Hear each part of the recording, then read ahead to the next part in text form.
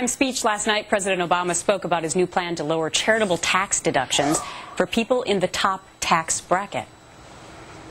If you give $100 and you're in this tax bracket at a certain point, instead of being able to write off 36 or 39%, you're writing off 28%. What it would do is it would equalize. When I give $100, I'd get the same amount of deduction as when a bus driver who's making $50,000 a year or $40,000 a year gives that same $100.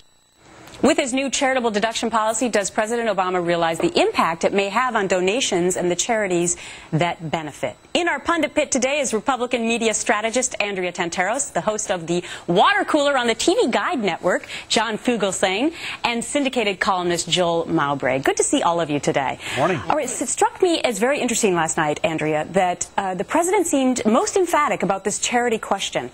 When he was asked, are charities wrong then, Mr. President, to think that this change in the tax policy will hurt them, he emphatically said, yes, they're wrong.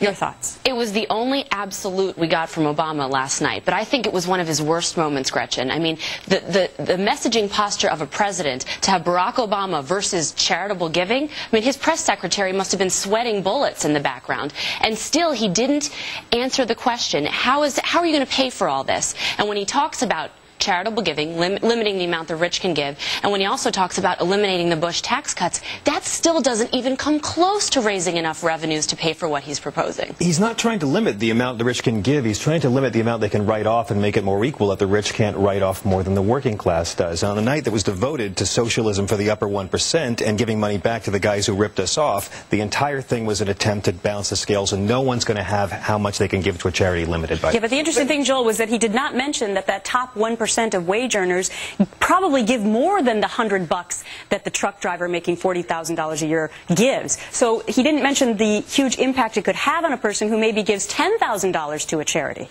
Well, look, I mean, first of all, I think John's right that, you talk about the socialism for the top 1%. That's the reason why I think people are so angry and not trusting government. But the bottom line is you can't rig the system and say, well, if you work at a certain bank, we're going to give you all this money. But if you want to give money to charities, we're not going to let you write off the full amount.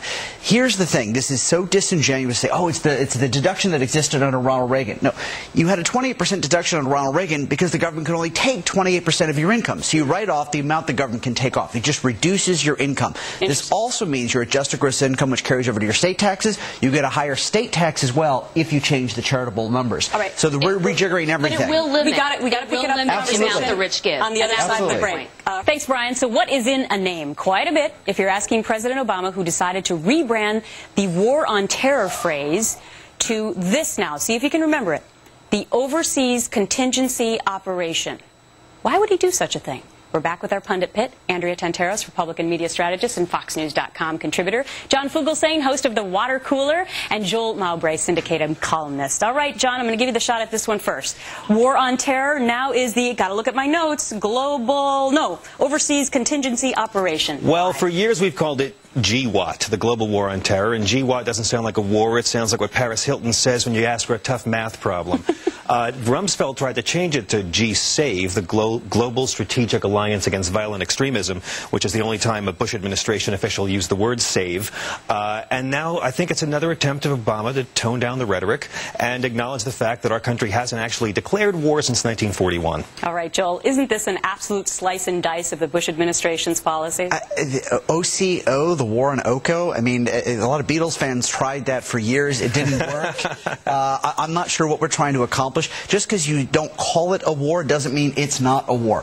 I lived just below the Pentagon on 9/11. A lot of people here in this room lived in New York on September 11th. That was war declared on us. We didn't choose this war. And so for him to call it not a war doesn't make it not a war, and it's just a bizarre decision. Yeah, but it's on purpose, right? Well, and just clearly. a month ago, the Homeland Secretary, Janet Napolitano, changed the word terrorism to man-made disasters. Andrea, this is part of a master plan, is it not?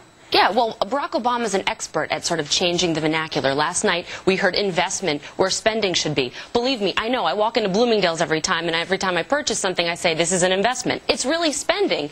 You know, he talks about a tax cut. That's really a tax hike. Last night, he said tough choices, almost implying that he had a mandate to spend $1 trillion a year for the next 10 years. I think this is political correctness gone amok. I think there's, already suspicion that he's soft on terror, and so he's just validating it. Because the American public will not be able to remember, like I can't, overseas contingency operation, so somehow we'll just forget about the war on terror? It's a slap in the face to our troops, too. I mean, it really is. It really isn't. There's no way you can call this a slap in the face to the troops. This is good business. Look, when your captain hits an iceberg, you don't blame the rescue ship.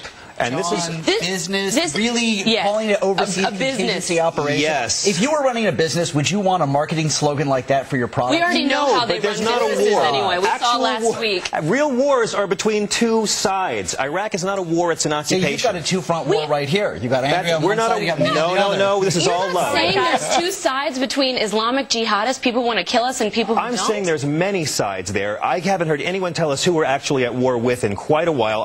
I want proof that bin Laden is even still alive. We'll talk in the green room. I can think of two, Al-Qaeda and the Taliban, and I'd love to see what they think about this new name. Well, I'm sure they're not happy about it at all, because the same guys over there that want war are the same guys over here that want the war to go on. It's bad business. Where's the money, Lebowski? We don't want to spend these trillions anymore. We don't have the money to maintain.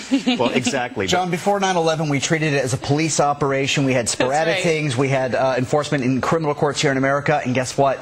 It didn't work. Yeah. We were still hit. And some people might think changing the words doesn't change the situation. Joel, John, Andrea, great pundit pit. Good to see you all this morning. Thank you.